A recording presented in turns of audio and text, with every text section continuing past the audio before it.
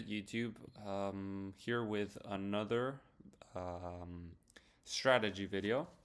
Right, this is going to be more focused on strategy, and today we're going to learn how to anchor standard deviation. Okay, so on the previous video, strategy video, I talked about your draw on liquidity and how you would use draw to to get the correct standard deviation. And now I'm going to talk about how you would anchor standard deviation to pretty much get, top and bottom tick or whatever. All right, so what you're going to do is, I already explained this on another video, but I'm going to re-explain it. So what you're going to do is you're going to mark your midnight open right here. And what you're going to do is anything that's further to midnight open, so from midnight open onwards, you're going to mark the manipulation of midnight.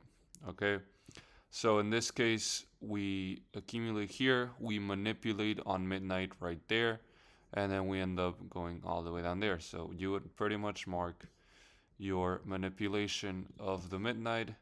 And ooh, what do you know? We just pretty much bottom ticked with standard deviations. All right, I'm gonna give you guys more examples, but that's one example. Usually you want to be marking it on the 15 or 5 minute. That's gonna be the best time frame. So let's go over this one. Let's see. Right, we mark our our midnight, and pretty much the manipulation happens right at midnight. So we have that downwards movement, and because we distribute higher, then you would pretty much anchor right there. This day isn't really the best day, which happens obviously. Still, we do get reactions from 2.5 given around 70 points. It is very choppy. We also do give reactions from the -1, -1.5. So -1, as you can see here, reacts and pretty much just goes all the way down here. So 129 points. Right. Let me go into another example. So this right here. Right there. So we mark our midnight open, which is right there. We mark right here, and what happens? What is the manipulation leg? It will be this one, right? Depending on what side of the market it goes, then you can anchor your standard deviation one way or another. Okay, so in this case, market goes up, you can anchor your standard deviation right here. So yes, even though we go down and then we'll go all the way up again, then obviously, top ticks right there. Pretty much giving the whole daily range. Let me go over next one. Right here. So you mark your midnight open.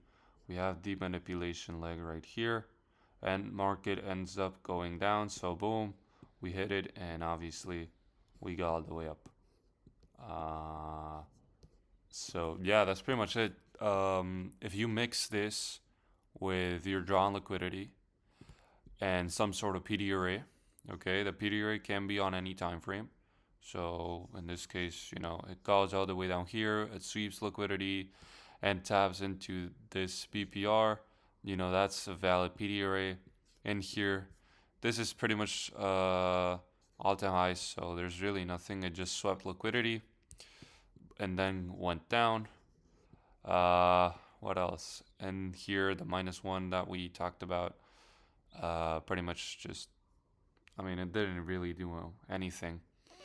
Right, it just had the order block and this inverse.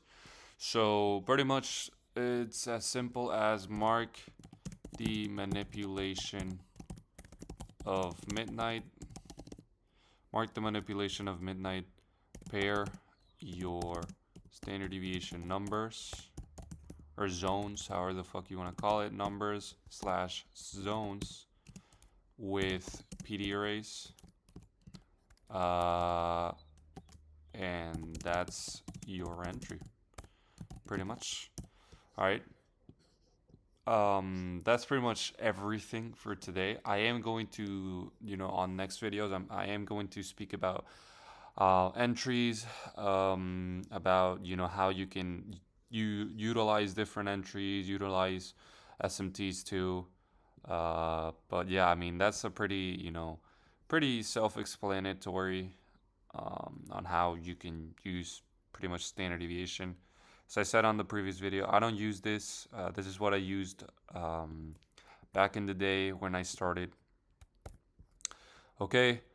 So yeah, you can still use this. It is very simple, and that's why I stopped using it, because it's very simple. But it's still a strategy. I'm still giving you guys a free strategy that if you go and back test, you are going to see that it pretty much works like 60-70% of the time.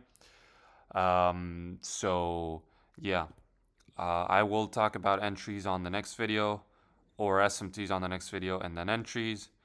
And then I will make, a final video tying it all together and showing you guys more examples. But that's pretty much for today. So yeah.